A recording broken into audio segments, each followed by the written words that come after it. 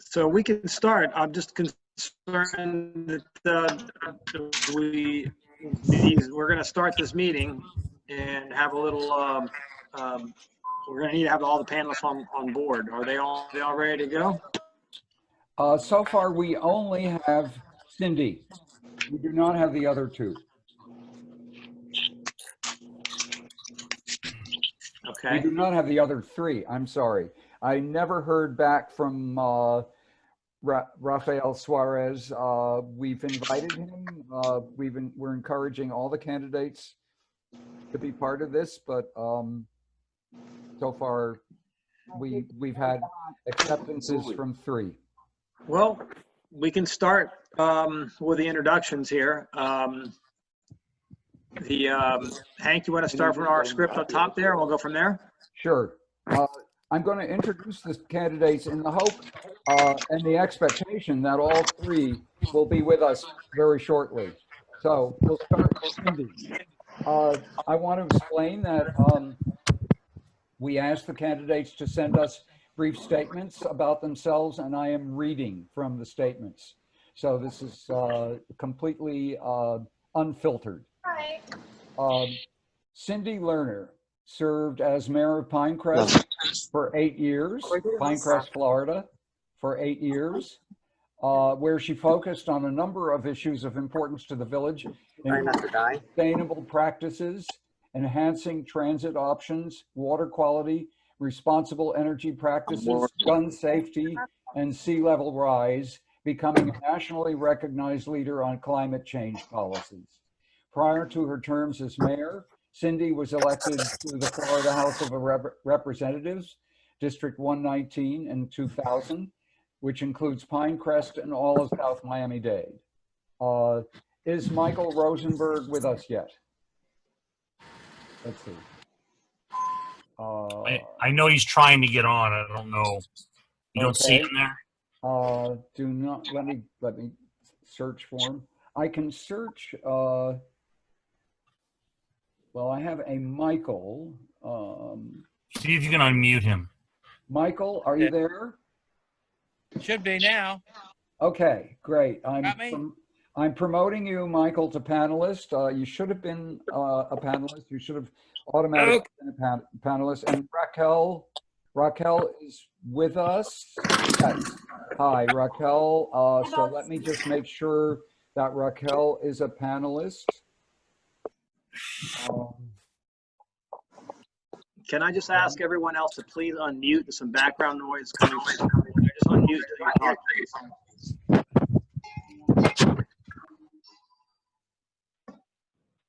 Okay, so we have Cindy and Michael and Raquel. Great. Let me make sure that you're unmuted. Yes, if everybody else would mute yourselves, please, that will eliminate the background noise.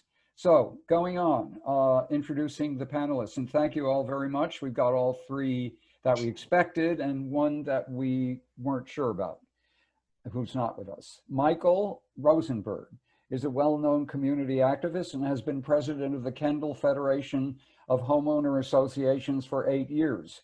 He is the founder of the Pets Trust and has been making suggestions to the county for years about a variety of issues that impact our daily lives. From his 4-year water bill battle to traffic suggestions, recycling ideas, and saving the lives of our animals, Michael Rosenberg has one concern: helping you. Okay, Raquel, a graduate of Coral Gables Senior High, Raquel Regalado attended FIU and then earned a law degree from St. Thomas University. From 2008 to 2018, she conducted a daily Spanish language radio program to inform listeners about local politics, public housing, immigration, and social services. That led to a weekly television show that aired throughout Florida from 2008 to 2017. A parent of 2 children in the autism spectrum who was dissatisfied with public education options for children with disabilities. In 2010, she was elected to the Miami-Dade County Public School Board, where she served for 6 years. End of introductions to the candidates. Thank you very much, everybody. All right, thank you, Hank. So just for you all to know that this is one of our Coconut Grove Village Council meetings, and just for you who don't know us, we are comprised of 9 members who are residents of the Coconut Grove and are elected every 4 years by the residents via ballot during the City of Miami election process. The Village Council advocate for and represents the diverse residents and business owners of Coconut Grove, and its focus on safe, naturally beautiful, and sustainable neighborhoods linked to historic origins with embracing bike-friendly and pedestrian-owned pathways. So please visit our website at coconutgrovebc.org and our Facebook page. Also today we have a co-host help put this thing together, which is the Save the Coconut Grove Playhouse. It's a grassroots movement of concerned citizens that have been advocating for more than a decade to fully restore and save the Coconut Grove Playhouse from demolition in accordance with its national and City of Miami historic designation. So it can again reclaim its legacy as an important regional theater and cultural centerpiece of Coconut Grove. So again, they have a website, savethecoconutgroveplayhouse.com, and also a Facebook page. So Dave Winker is also helping us host this, and Dave, go ahead and start your process here. Good evening, everybody. Thanks for being here. I'm an attorney active on a number of Coconut Grove issues, and really happy that everyone's here. I want to thank the candidates and all the voters for tuning in. Please submit questions via the chat feature. I see some people have already started putting some questions in. We're going to be incorporating your questions tonight. We're going to be asking some questions of all of the candidates, and other questions will be directed to specific candidates.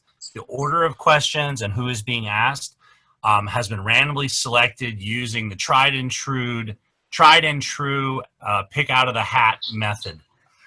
Each candidate will have 2 minutes to answer the question, and we are discouraging crosstalk responses to other candidates' answers. Time will be kept by Marcelo. And with that, I'm going to turn it over to Marcelo for our first question. Before you do that, I just want to say that if, like me, you saw 66 people on your screen or some version of that, if you go to the top of your screen and you click on, there's an option for gallery view or speaker view. If you click on speaker view, you will then see only the speaker, and everybody else will be in a much smaller part of the screen. So that's probably the desirable way to go, to see just the speaker. Sorry to interrupt, but go ahead now. Okay, thank you. So we're going to go ahead and start. This question is going to be for all 3 candidates. And we're going to start with our Coconut Grove gem, the Playhouse, to get things rolling.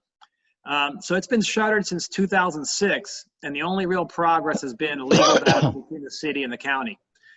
Now it's a state-owned property, and the building faces serious problems, including decay and neglect. So all of you in the past, recently, following you all, have stated that you support saving the Playhouse. Well, this is not a very simple question, save or not to save. It has many important details that require a more complex discussion. So we're going to give each one of you a question regarding one aspect of this problem and see what your position is on each one of these. So we'll start with you, Cindy. So should the Playhouse be designed and built to accommodate Broadway caliber type productions to compete with, let's say, the Arts Center, or smaller, lower budget local theater productions? And explain why. First of all, thank you all for giving us this opportunity to have dialogue with you.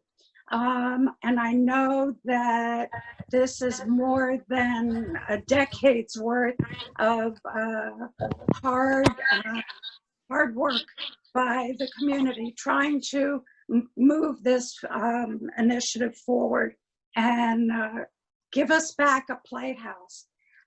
I would say no, it should not be as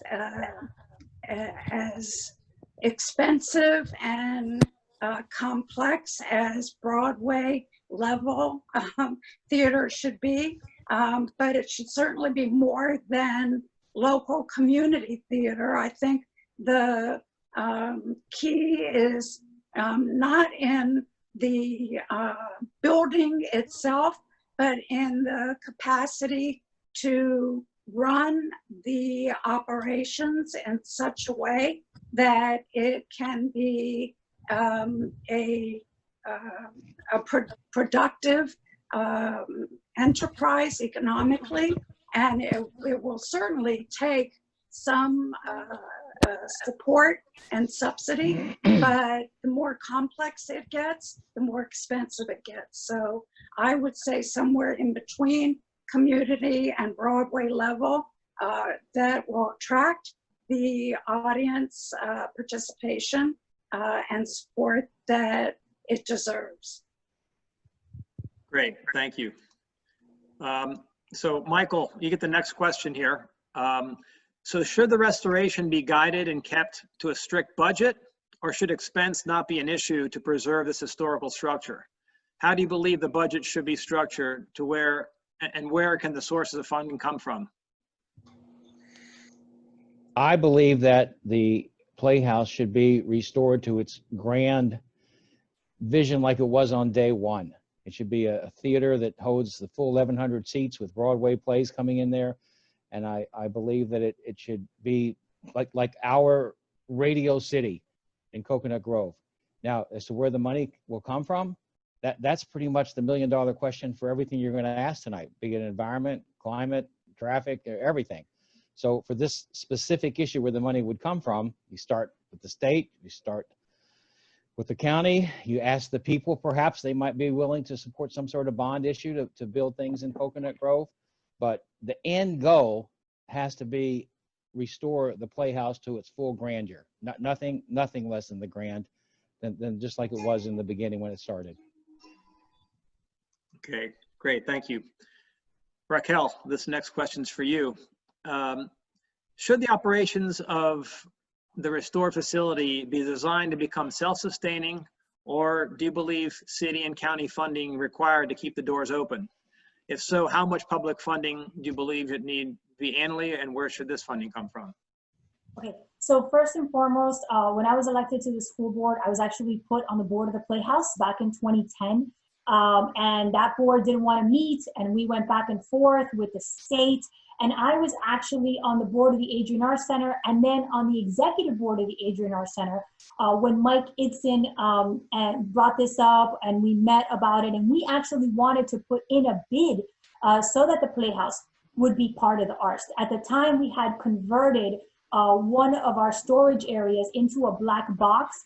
And one of the things that we pitched to the county was that we can reduce the operations cost. Because of the size, we would have already the employees, and we would use the ARST as an umbrella that would have different places to put different things. So it's not about choosing, between community and Broadway. It's about finding what fits in that space and what you can sell tickets for. At the time, the county told us that if we bid on the Playhouse, because it was a Joseph Adler thing, we would lose our funding that we got directly from Miami-Dade County. So that's a little bit of the background history on the operations side.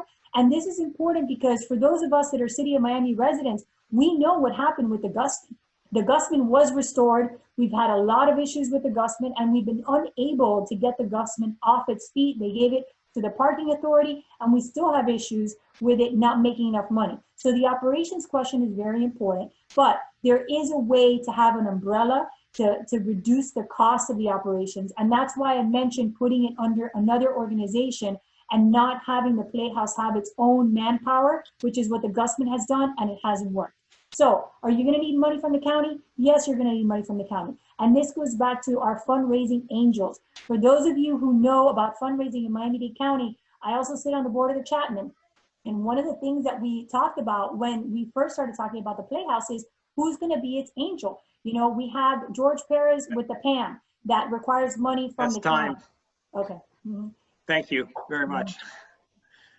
I believe, Hank, that Ralph is still not with us. Is that correct?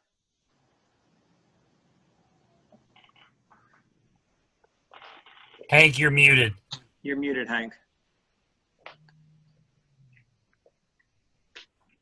That's correct. He has not responded to my request for him to join. We sent him several messages and texts, so I think we're not going to get him. Okay, so we'll skip the Ralph questions. David, off to you then, please. Great. This question is for all candidates, and I'd like to start with Cindy Lerner. Xavier Suarez has served 2 terms in this seat and is now running for county mayor.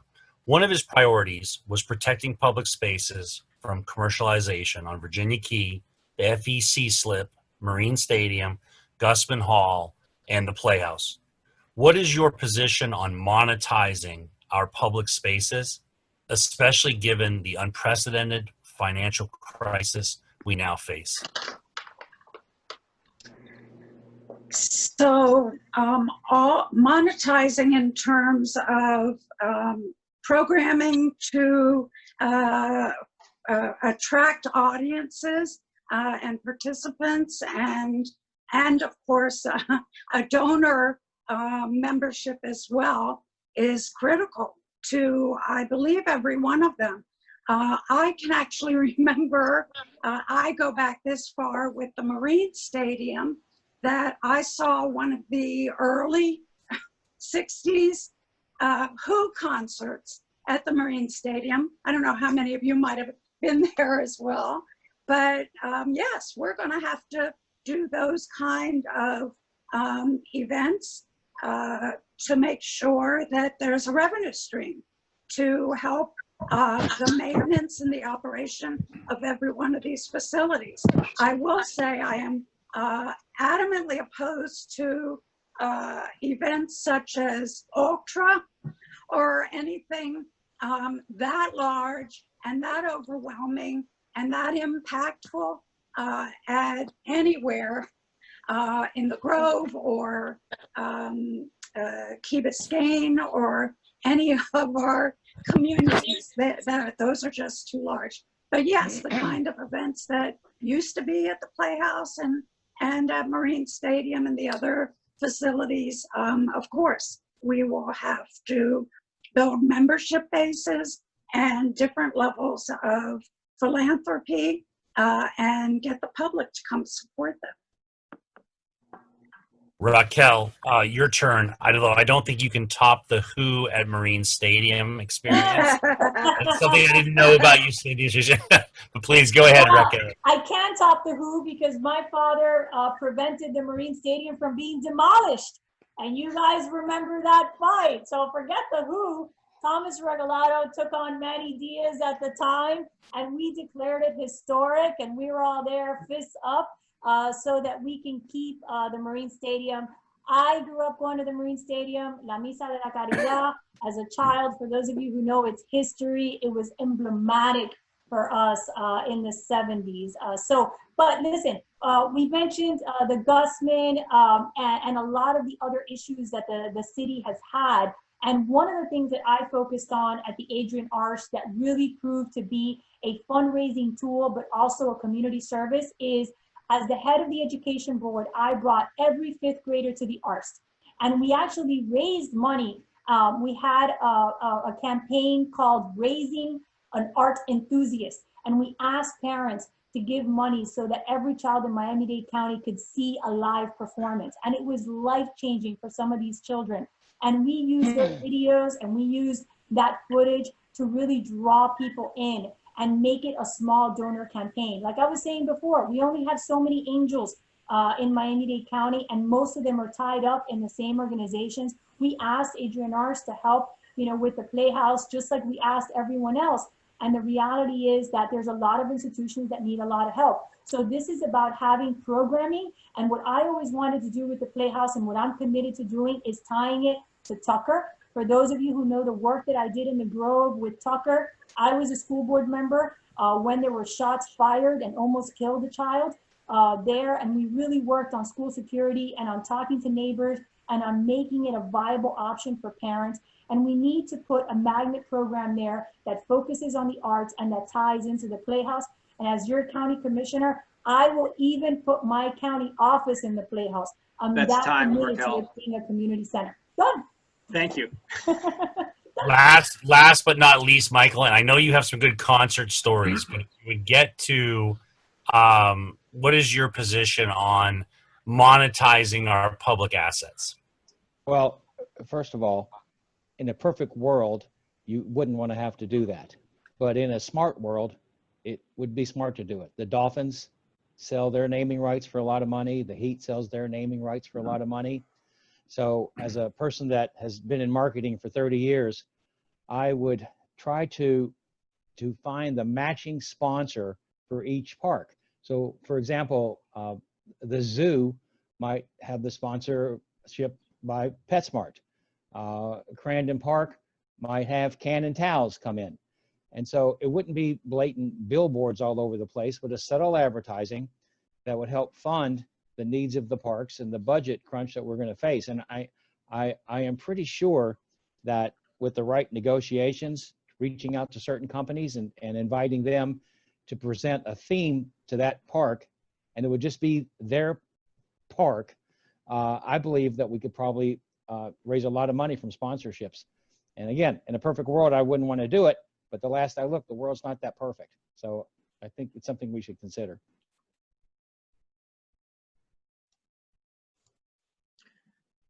Okay, great. Let's go to the next question here. This next question is for Michael Rosenberg regarding our COVID-19 situation. All candidates have agreed that there's going to be a revenue shortfall due to the pandemic, and this next commission will need to make some difficult decisions on what expenses will need to be cut. Please name 3 services that you absolutely oppose to making any budget cuts, and 3 that are maybe non-essential at this time and can be sacrificed for a period of time until revenue stabilize again. Well, for every dollar that comes in, it's divided into public safety, neighborhood and infrastructure, recreation and culture, transportation and mobility, health and society, general government, economic development, and then just running the administrators running the county. And so to have to go through there and find out, do we want to close the parks? Do we want to close, have less police? So I think that without having the knowledge of what's in that budget and what's in that $9 billion that we could use and move around, I couldn't 100% tell you the answer at the moment. So I can tell you though, that whatever it is, there's not going to be enough. And I've said this before, just like we created a Marshall Plan to help Germany after World War II to recover, the people of Miami-Dade might have to create a Miami Plan and have some new source of funding to help the people recover. We'd get paid back, but there's not going to be enough money for the dramatic problems the COVID's causing. Thank you. David, back to you. Sorry, I forgot to unmute myself. This question is for you, Raquel. It's on affordable housing. Many experts say that affordable housing within the urban core is critical for reducing transportation needs and allowing for better quality of life for our workforce. What mechanism do you feel will be most effective in accomplishing this?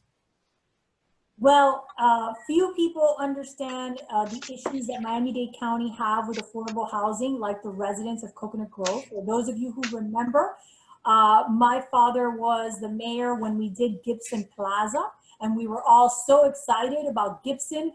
We finally got the county to move in the right direction, and then people from the neighborhood did not have an opportunity to live in Gibson. So now we have a lot of people there, and we're happy to have them as part of the Grove community. But our issue has always been how to ensure that people in the neighborhood have access to these buildings once the county opens the doors. Thankfully, HUD and how it works has changed over the last few years, and we have a new idea as to what is affordable housing. The county has privatized, quote unquote, a lot of it. And also from Washington, we finally have an alignment with the county as to transit housing hubs. And that leads us to my area of Golden Pines, right across the street from you guys. I live in between the 27th Avenue Metro Rail Station and the 37th Avenue Metro Rail Station. And for those of you who live in the Grove, you know we have been waiting for a very, very long time for the affordable housing in those 2 stations. Over 10 years, And we're supposed to have affordable and workforce housing. And the question was, who gets to live there? So my priority is going to be not only affordable and workforce housing around transit hubs, because that allows people to pay whatever portion they need to pay. And it also helps with our traffic and congestion issue and allows us to get the ridership money on the federal level, but to also find a way of ensuring that the people who grew up in these neighborhoods can stay in that affordable housing and that it doesn't get spread out all over Miami-Dade County. And what we're doing is displacing people. And we also have to tie this in to our schools. If you guys will remember, I eliminated controlled choice in Coral Gables, and it was impacting our schools in the Grove. And we need to have a broader conversation about neighborhood access to Grove schools, because that also impacts housing, since a lot of people in the Grove have to pay for private school or go somewhere else. Thank you. So, Cindy, this next question is for you. So, about money. So, can you identify any state or federal money sources that you believe could best assist county residents going forward through this pandemic recession? And comment if these sources are new or if they're already being used, and if they're already being used, if they have been exhausted or there's more opportunities to secure more. Okay, Miami-Dade County has actually been the beneficiary of close to $1 billion from the CARES Act. It is a process that the commission is going through now to determine what kind of programming can best meet the critical economic needs of the businesses, small businesses, and the residents who can't, if they've lost work, are not able to pay for rent or mortgage. And those programs are slowly but surely rolling out, maybe not quickly enough. I know that most recent rental assistance program, it's only going to pay for 1 month of rent for a limited population of people. So it is enough money between that. A big chunk is going to transit. A big chunk was going to the airport. So over the course of at least the next year or two, we will be in pretty good shape in terms of being able to stabilize our small businesses and our residents. The only challenge may come from healthcare, not having immediate resources that we need to deal with all of the health crises we are under. But we also, from what I understand, have not even yet tapped FEMA funds. And as long as we're under a state of emergency, we can apply for that as well. So we do have access to resources. We just need to make sure that the county commission is open and responsive to the needs of the residents. Thank you. Thank you. David?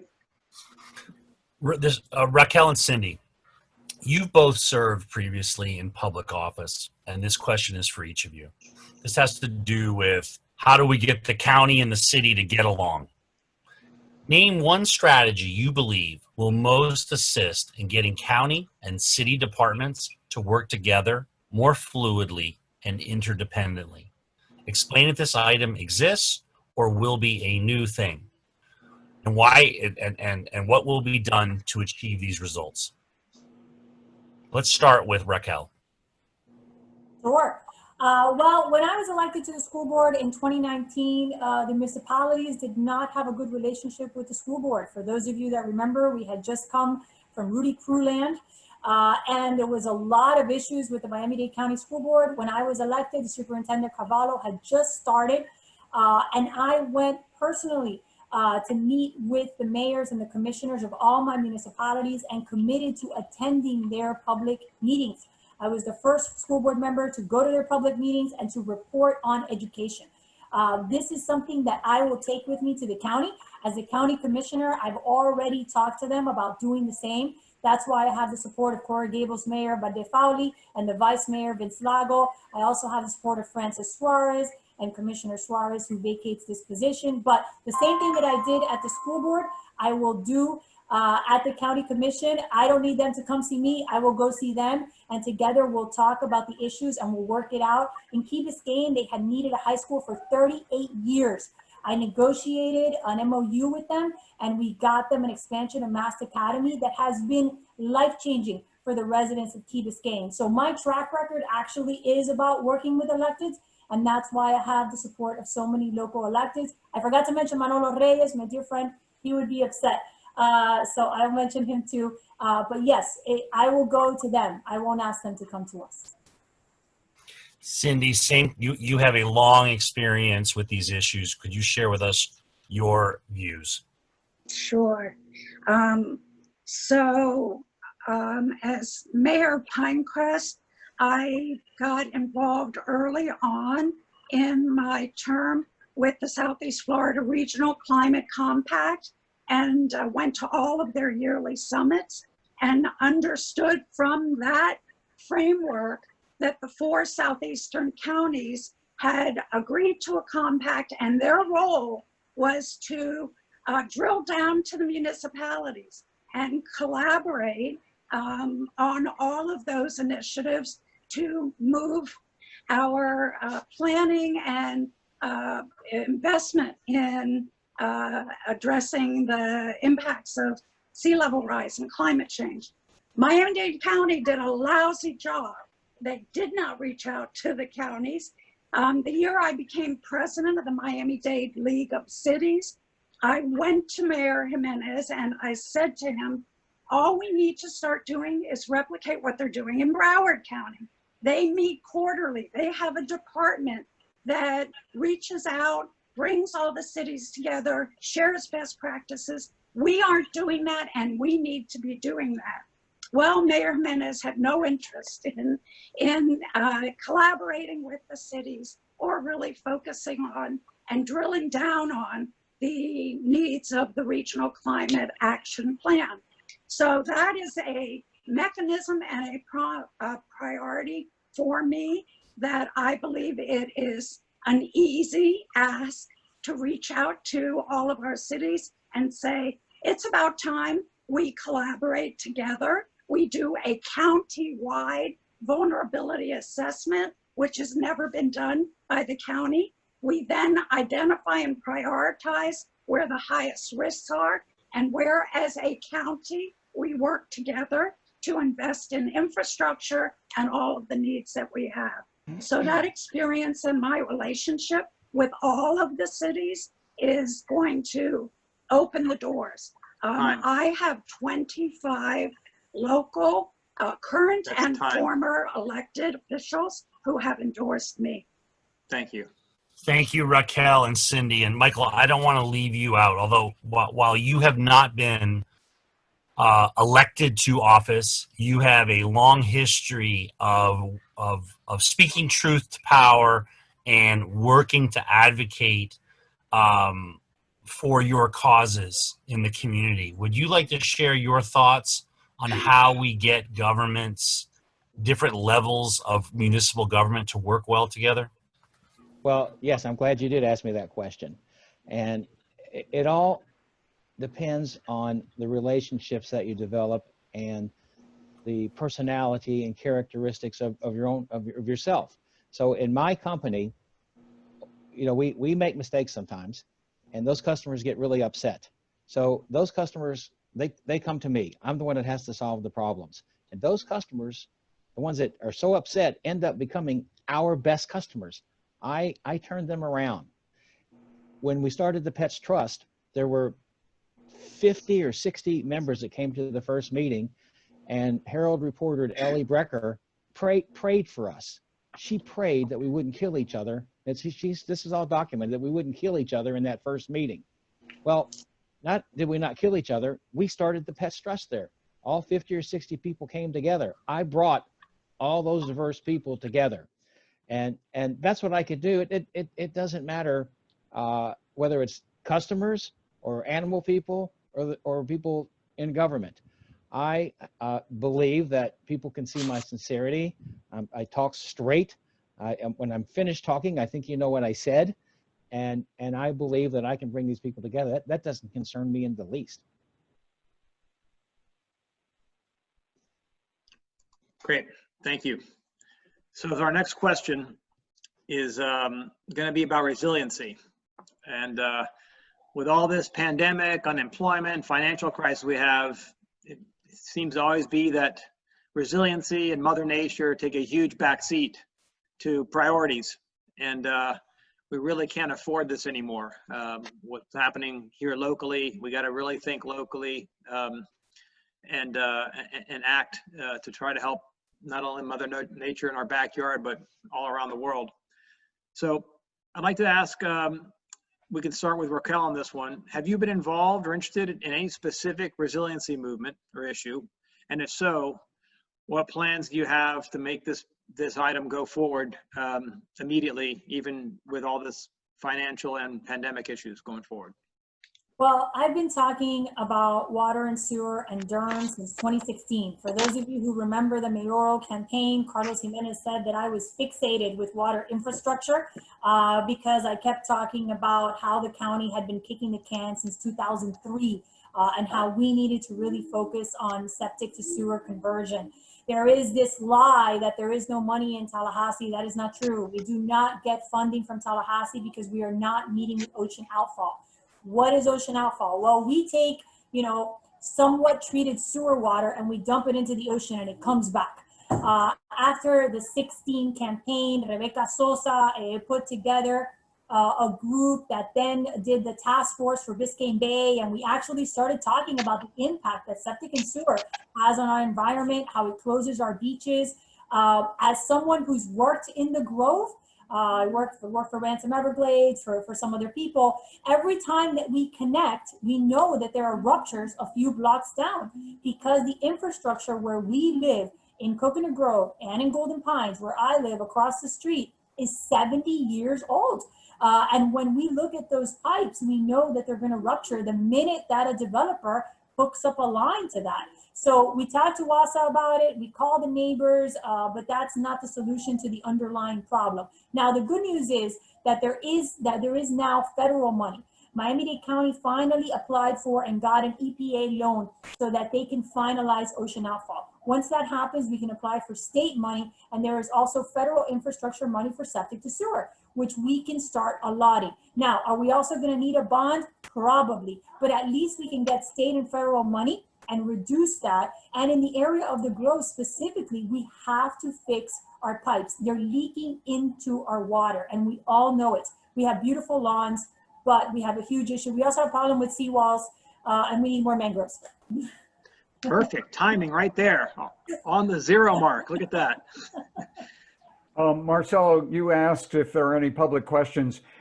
Anybody who's attending this forum can submit a question. There is a Q&A, and there is one interesting question there. I'd like to read it, but there's also the chat. You can submit a question through chat, and Rachel Cardello, one of our council members, is monitoring those. So please feel free to ask additional questions if you want.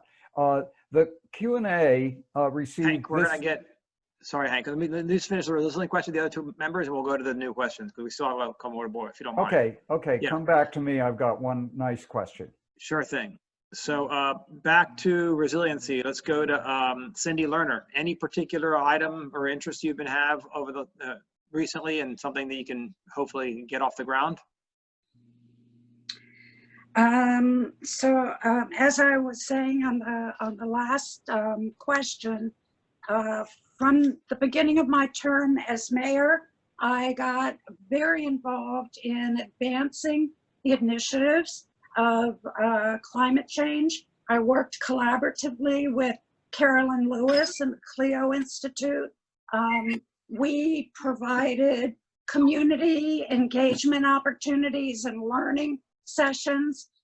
We did in Pinecrest a greenhouse gas emissions inventory back in 2013. I think we were the first city in the county, probably other than the county, to have done that. And from that, I then developed a climate action plan for Pinecrest and have tried to expand that knowledge base throughout the county with the other municipalities. I've worked very closely with other nonprofit organizations that do the same. I'm on the board of Miami Waterkeeper that does a tremendous job of engaging the community and getting them involved. So much of resiliency has to do with us understanding our own individual responsibilities and being better prepared to deal with any kind of crises or stressors, get back on our feet. There's a wonderful collaborative organization called the Miami Climate Alliance, which does the same thing. They meet quarterly. They bring all of the organizations together and talk about disaster preparation for more impoverished communities to try to get them to understand their own capabilities to be better prepared. And so there are a lot of resources out there. Great, thank you. And Michael, to you, any particular pet peeve resilience project that you'd like to see go forward, and how would you get that going? Well, I think one of the biggest problems is that, at least in Kendall, people don't really get it. We joke about it. We joke and we say that one day we're going to have waterfront property, and we laugh, but it's not something to laugh about. But I don't think people really understand the seriousness or what they need to do. I mean, I'm not sure. Am I just supposed to not use plastic? I'm not sure. I think we need to educate the community a lot more about what needs to be done and how serious this is. And then after that, and while we're working on that, if you get 10 environmentalists in one room, 5 are going to say do it this way, and 5 are going to say do it this way, and they're all going to bring their studies, and this person studied this, and this person studied that, and we're going to have a bunch of studies. So I got all sorts of studies. But at the end of the day, there's got to be some decision making. Somebody's got to pick certain plans and start funding these plans and start acting on doing the things that will prevent whatever we think it is going to happen. So again, I think that it's going to be very, very expensive to do it. We can't kid ourselves. And it's going to take decades of doing something. Is it building seawalls? Is it making houses higher? So I'd like to see, if I was in office, I'd meet with these environmentalists and the people that are planning and working on these things and show me the steps that we need to take starting tomorrow. What's the plan? And I think that's what's missing, besides educating the community how serious it is. Great, thank you very much. David, I'm gonna go back to you. I think you have one more round of questions for you. Well, should we do, Hank said he wanted to ask a question. Hank, do you want me to go now, or you want to do your Let's wrap your last one up, and we can take multiple public questions. I think it'd be good. Perfect. And I saw this on the forum. A lot of people are asking about public transportation. So I have a question for each person. We could even do a lightning round with a minute if you want. But the question is, name your #1 initiative for improving public transport. And let me go ahead and start with you, Raquel. Sure. So when I was at the school board, Rick Scott cut the educational budget by $2 billion, and they said that transit was not important for public education. I was then given the task of reforming our transit system so that we could keep our transit system. Not only did I sell buses, get new buses, fix our depots, I also put over 100 children on Miami-Dade Transit, specifically Metro Rail. We bused them to one Metro Rail station and we picked them up at another Metro Rail station. I worked directly with the county, and I actually offered them our students as transit ambassadors, and they refused. They also made me pay full price for them.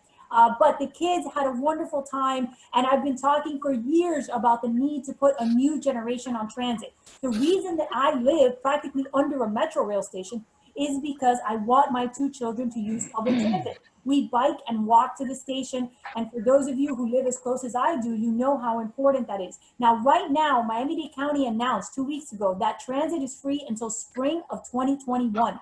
They're using money that they got from the CARES Act to to have the operating costs of transit. And this is a tremendous opportunity to prove that free transit works for Miami-Dade County and to get an entire generation on transit. My kids don't want cars. My kids don't want to learn how to drive. And our neighborhood doesn't need any more cars. So I'm not just talking about transit. I live with people who want to be users. I'm a user. And I think the key thing is to really prioritize the ridership and to have affordable and workforce housing near transit hubs so that we can do both things and really get people using transit. And obviously we have to do the SMART plan. We have to go to Broward. You know, we have to have a transit system that goes somewhere. And we need to start, like I said, in 2016, when I submitted my transit plan and wrote a white paper, we need to start where the bodies are. And we obviously need to follow Transit Alliance. They did the audit. They did a great job. And I think theirs is a tremendous plan that starts us going. All right, thank you. Great. Next to you, Cindy, your number one initiative for improving transportation. Number one is to free up and rededicate the PTP funds that should have been going exclusively for expansion of transit. I'm one of the named plaintiffs on a lawsuit that Xavier Suarez initiated several years ago. And we are close to the unwinding and the rededication of all of those funds. That's the first step. Second step, once Mayor Jimenez is termed out and no longer manipulating the results of studies and the desire to make everything all about BRT, it's important that we go back to the private sector and incentivize the private sector to come in and do a P3, probably a couple of them, because we need to expand and extend Metro Rail all the way to Homestead. There's got to be a one-ticket ride from Homestead to the Broward County line. And the way to get it started is along the South Dade corridor with P3s, just like Daytran was a P3 that gave us office complexes and a transit hub. We can do that along that 20-mile corridor to start affordable workforce housing, the transit hubs, and Metro Rail, and then do the same thing along the North Corridor. The investment of resources will come. The reason we didn't get federal dollars for the last decade and a half is because we didn't have that dedicated source to match up with the federal dollars. It had all been diverted Time, Cindy. to Thank you. operations. Thank you. Great. Michael, your turn on transportation. What's your number one initiative for improving public transport? About 3 years ago, I started taking the bus to the Metro Rail to go downtown to government meetings. And I quickly converted to taking mass transit when mass transit took me where I needed to go.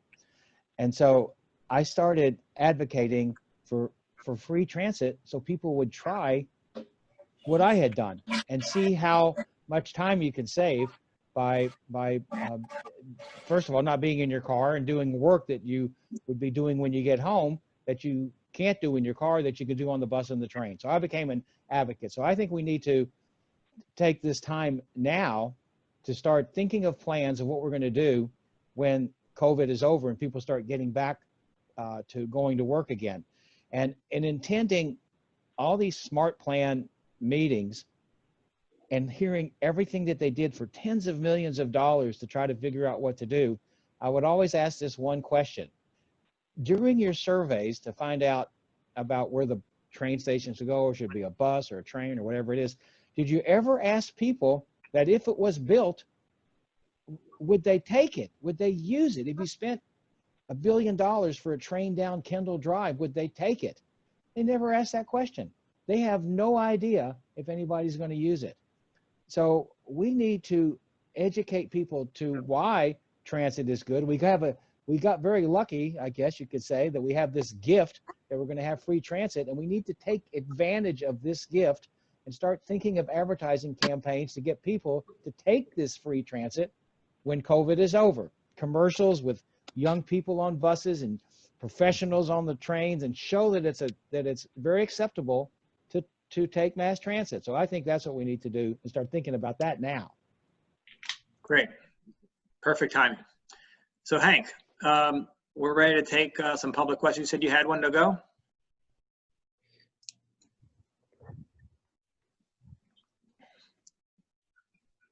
Yes, indeed. Okay. So this will definitely touch off some discussion. Do you have any comment on the county using none of the allocated $20 million on the restoration of the Playhouse? Who's that to, Hank? It's to anybody. Okay, so As the person whose father allocated $9 million to that fund, I'll start with that. So listen, we all complained about the county's plan, specifically how it was all cooked. One thing was to give the Playhouse to the state. The other thing is when Gable Stage showed up and FIU, and we were all wondering who's on first and how this was going to work. When my father was the mayor, he committed $9 million to preserve the Playhouse. David, you'll remember that. We talked at length, and we actually took the county to court because we wanted to preserve more than the facade. And look, this is so important. I am a real estate and construction attorney, and for years we've been saying, if we do not air the Playhouse out, if we do not, help that facility as soon as possible, it is going to crumble. It cannot withstand another hurricane, and we're very concerned about the structure and its ability to stay any longer. It's been abandoned and closed for such a long time, and for those of us who work in construction and understand how having a place like that locked up that fashion for so many years, we're really concerned about what's going to happen when we finally get to renovating. When I was on the school board, I renovated Miami High, and I also renovated Coral Gables Elementary. And we did our best to preserve those historic sites and to do right by the residents who were paying for it. great, thank you. Yes, Michael, you want to I'd take like. that one? Yeah. Yes. First of all, I believe people that have artistic souls and can appreciate art are people that have more embrace life more. And I believe that having every type of artistic center is something that helps us all. And this Playhouse is just a prime example of something that we need for our community to go and embrace the shows and the theater and the dance. And we need to do whatever it takes, whatever funding that it takes to get this built. And because if we go 20 years from now and it's gone, we've lost it forever. So we need to do today. We need to preserve today what we have. And if I was on the commission, I would be fighting every second to get as much funding as I could for that Playhouse. And I'm not saying that just to appease somebody in Coconut Grove. It's something I've written about and believed in ever since this problem started. It's just I'm not a commissioner, so I can't make it happen as easily as I could as if I were a commissioner. Great, thank you. If I Cindy? could just, yes, if I could,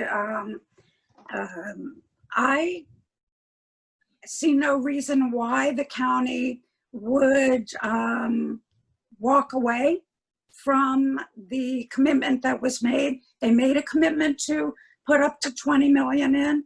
And again, so much can move forward once Carlos Jimenez is no longer the county mayor. We have been in paralysis in so many aspects of this county because of him.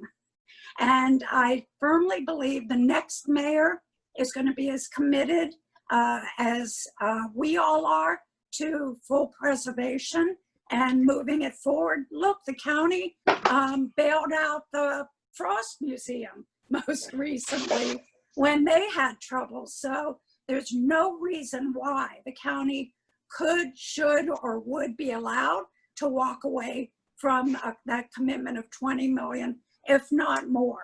And if you have a strong advocate in the District 7 seat and a strong advocate in the mayor's office. There's no stopping us from moving this forward expeditiously.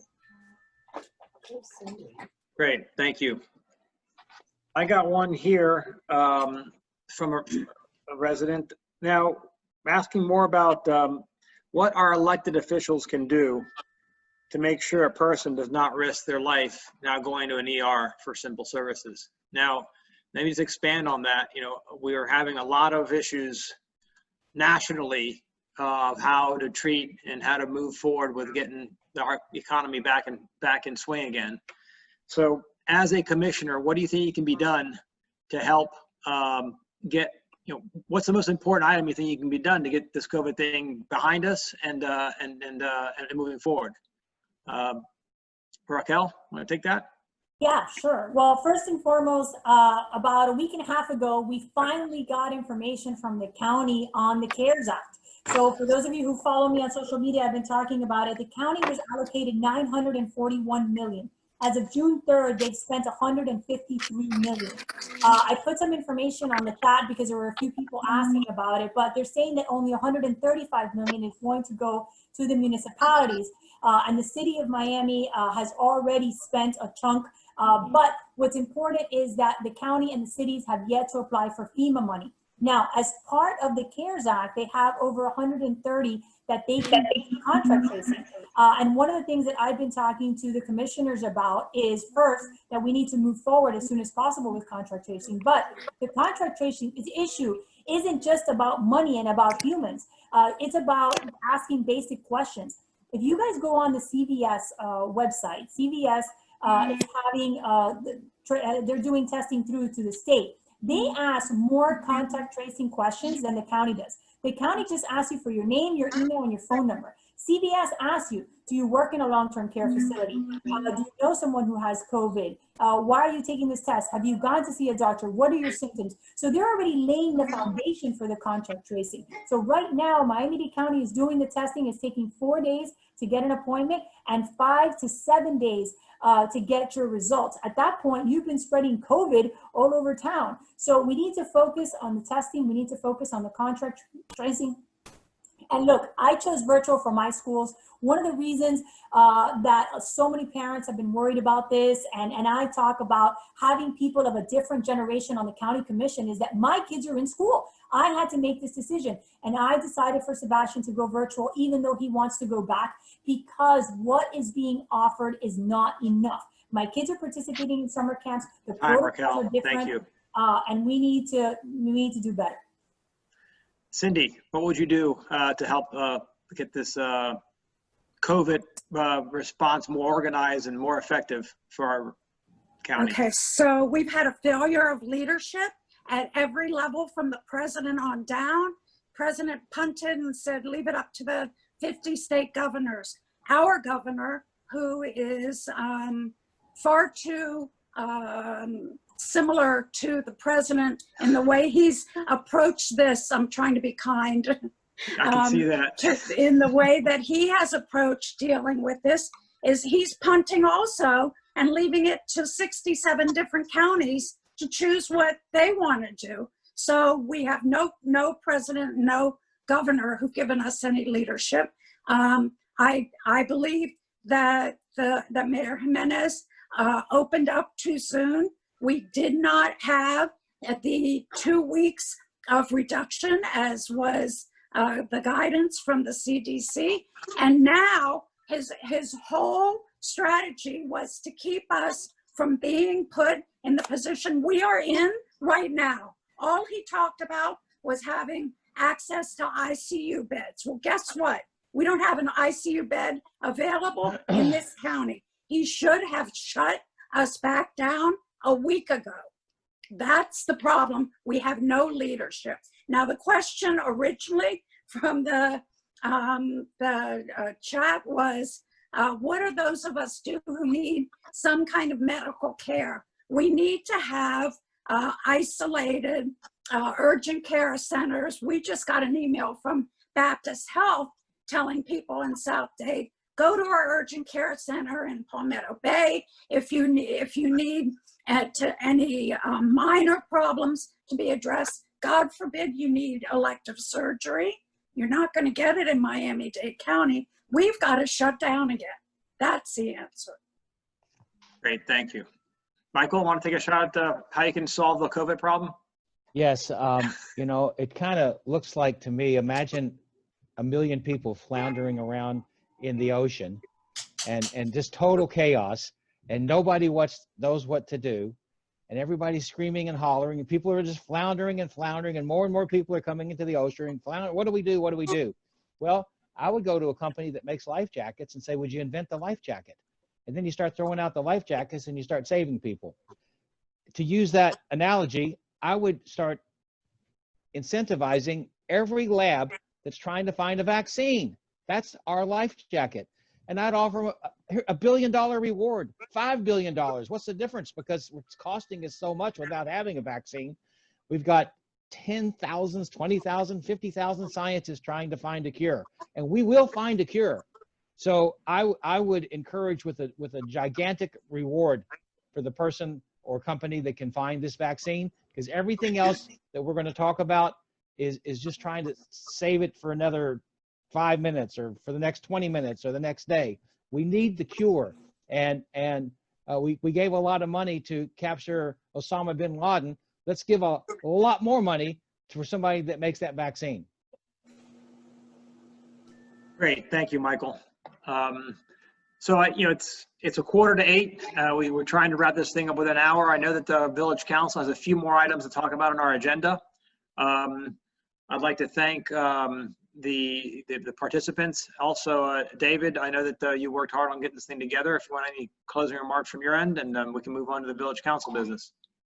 Thanks, guys. I'd like to thank the Coconut Grove Village Council. I'd like to thank the candidates. I'd like to thank everyone involved with Save the Coconut Grove Playhouse.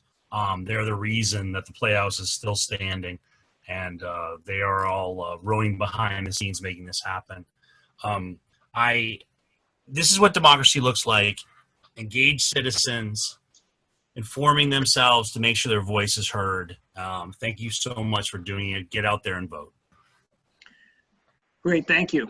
And not that I want you guys to leave, and please stay. We have a few items on our Village Council meeting, and I'm glad everyone's here, but we're going to proceed with that. I know that we have also now posted all our future meetings, which are going to be digital now from now to the rest of the year, because obviously the venues are all still closed up. We also had one of our resolutions that we discussed, which is actually the Coconut Grove Spotlight publication resolution. I don't know, Hank, if you could open up for any other comments from the other members to discuss. But we have had, for all that you don't know, we had the opportunity to bring this publication to light for the Coconut Grove once the Coconut Grove Grapevine was shut down. And we've been having a lot of the members donate a lot of extra time to keep this publication going and keeping everyone abreast of the situation and going on the Grove. And it's been called the Coconut Grove Spotlight. We passed a resolution how it's been actually taking a lot of time to do a good publication. It's been going on multiple blogs per week. And it's something that I think we can't sustain on a volunteer basis. So we did pass a resolution to keep it alive and to try to offer other resources to keep this thing going. Is there any more conversation that any of the members want to have on this? Hank? Is there anybody that's talked from our village as council members? You're muted, Hank. I didn't hear you. Sorry. Okay. I'd just like to clarify that I'm not sure that we voted to pass that resolution. We spent some time developing it, and did we pass it? I just want to know. No, so I just want to give opportunity any of the village council members that have read it and looked at it, if they have any comments they want to make right now. Can I just say, and then I will stop, that I recuse myself from the whole discussion because I'm the editor of the Spotlight. I'm the one who's been doing it. So I recuse myself. Very good. Any other members have any comments on the resolution that have been proposed?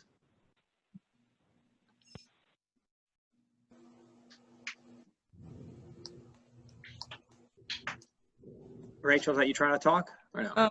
Well, I was just going to say that I think in general, there's been a lot of conversation about the transition. It's very important for the Grove to have an opportunity to see the topics that are of importance to us all. And I, commend Hank, as I have before, that it was a huge undertaking and an immense amount of time commitment to do. And as it kind of develops into its next version, kind of the teenager version of this thing, it's going to need more resources, more time, and financial commitments. And that's sort of where the village council starts to get a little bit more difficult to continue it in that format. So just to kind of put a little bit of context to where it's going and where we hope to see it, we hope Hank continues with it in sort of a more private citizen approach. And we are all supporting him to do that, but we're sort of not able to give the financial commitments that I think it needs to take it to the next level. But I do think that it's an important tool for the Grove to understand and share information and sort of know what the hot topics are. So I support the resolution as drafted. I know there's been a lot of internal dialogue back and forth, and I think it's a fair and a good way to kind of outline the next steps. So great, thank you. I don't know if we have the opportunity, if any right now, to vote. If we have enough of our members that can voice their votes on, or should we just do this like we do it via email later? Or I know I see Rachel, Linda, myself, Hank is recused, or anybody else on the village council that can hear us right now want to speak up? I can hear you. I have no comment right now. Okay. Thaddeus is there. Thaddeus is there to say, I mean, if you all have read it, we could try to do a vote now and see if we can get this, passed, deferred, or denied. I'd like to, suggest that an approval or resolution as drafted. And I guess we have to just maybe do a roll call, because I don't know if we can just see hands by eyes and saying aye. But Steve Dubloff, a yes or no on the resolution? Oh, they say yes. Okay. Linda Williams? Yes. Rachel Cardello? Yes. Thaddeus Scott? Yes. Larissa, are you there? Yes. Okay. Is Sasha there? No Sasha, and Hank is recused, I believe, and myself, I'd say yes. So we have 6 yeses, 1 absent, 1 recused. So the resolution passes. For all you listening, there will be, I don't know if it's posted yet, but we will have a resolution posted on our website, along with all the resolutions. And also, like I said before, we do have our agenda on there for the remaining of the year. So please go ahead and check that out. I want to thank everyone for being on here. Unless any other council member have any comments before we close the meeting? Yes, I would just like to say thanks to everybody for participating. This was a kind of steep learning curve for the technology. I think it actually worked pretty well. There were numerous questions that we didn't have time to answer, and they were really good questions and issues, and we'll be considering them in subsequent meetings. We can discuss some of those questions. People keep sending us questions and issues, and some of them are really minor, like what can I do about the noise in my neighborhood? Well, that's not minor actually, but they're difficult to deal with. There are things like the lights went out. What do I do about that? Some of them are much, much bigger, like what's happening with Village West. So we try to respond as much as we can, and we really welcome the input. It's all part of democracy. Yes, no, I think this has been very good. I'm glad we had a good turnout of people. Remember, we go to our village council, coconutgrovevc.org. sign up or email. You can email any question we have. I think we pride ourselves on getting back to everyone as quickly as possible. Again, I want to thank all the candidates for being on here with us tonight. And if anything else, we're going to be Just- closing up. It's right Marcelo? before 8. Yes, go ahead. Just Yes. a quick manner of housekeeping. We need to approve the June meeting minutes for the village council. Oh, Larissa, the secretary, you're right. I'm sorry. Keep on going through that. So yes, as our members, we did receive the minutes. Anybody have any comments with the minutes or any issues with them as drafted? I move to approve them. I'm always very fussy about them, and they're fine. I move to second. approve them. Okay, there's a second. I second. Right. Perfect. Okay, let's try this. Anyone say aye that don't want to approve the minutes? Aye. Aye.